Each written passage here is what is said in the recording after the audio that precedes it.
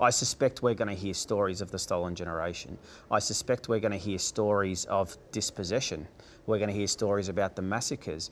We're going to hear stories about Aboriginal deaths in custody and the overrepresentation of our people in the correctional setting, child protection. So we're going to hear a vast range of historical issues, contemporary issues, but then we're going to hear the amazing nature of our culture, the oldest living culture in the world. It'll be testimonies regionally. It won't just be a centralised process.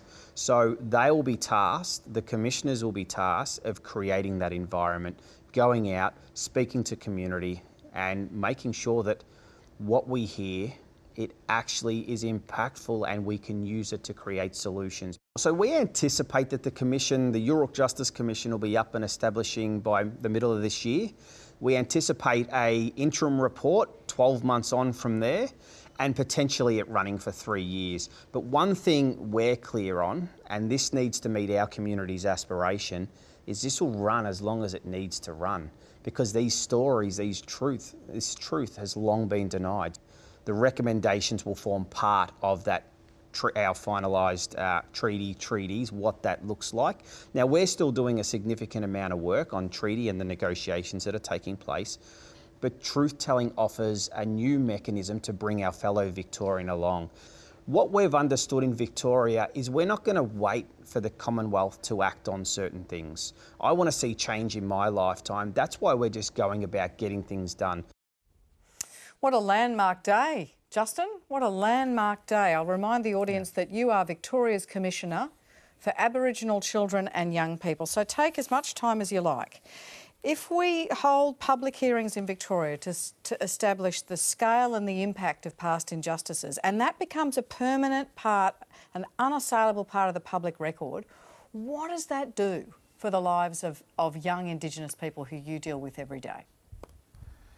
Yeah, look, this announcement, as it already been mentioned, it is a step forward, step in the right direction.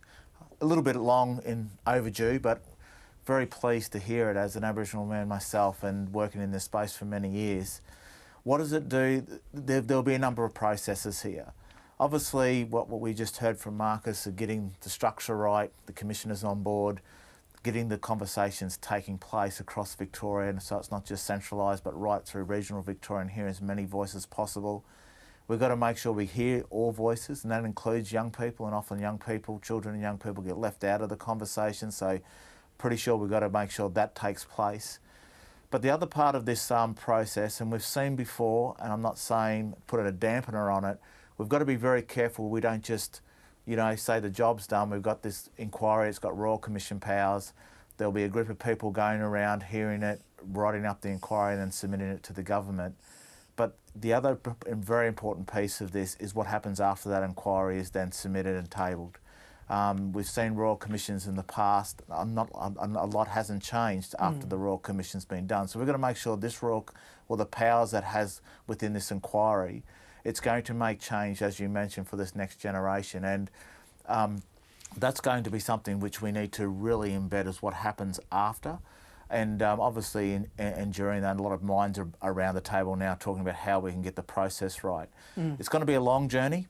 It's something which we've seen in other countries which have already been mentioned, South Africa, Canada, New Zealand. These processes just don't happen overnight. The first time in Australia's history we're going to get a the full story of colonisation and the impacts that it's had, and not only in the past, and we aren't just talking about the past, but how some of those impacts are still affecting Aboriginal people in today. And we see this in the areas which I work in: child protection, out-of-home care, youth justice, the trauma, the legacy which unfortunately has stayed with this generation. To see something which might be able to break this cycle, I'm very, very watching very closely in this space, going to contribute as much as I can to make sure we do get this right. And what it will do for our young people, if they can look back and the rest of Australia, the rest of society where they live in, and especially here in Victoria, say, yep, we've got the full story now, and the full story is not just only of the trauma and the things that have happened against Aboriginal people, but it also, what it unveils when you start looking at the full truth and the full history, is the resilience and the pride and the value that Aboriginal people bring into society, and hopefully, you know, my future grandchildren, my children which are in their early 20s, they can be in a generation where they can be safe, they can be proud, and the rest of society acknowledges that, and it's something which will be able to make our young people and strong enough to reach their aspirations, which they are destined for. Yeah. This is something which I think all of Victorians should be very proud of, but don't expect the magic wand to come over and just resolve everything. It's going to take a process, but the process needs to happen for true healing to take place.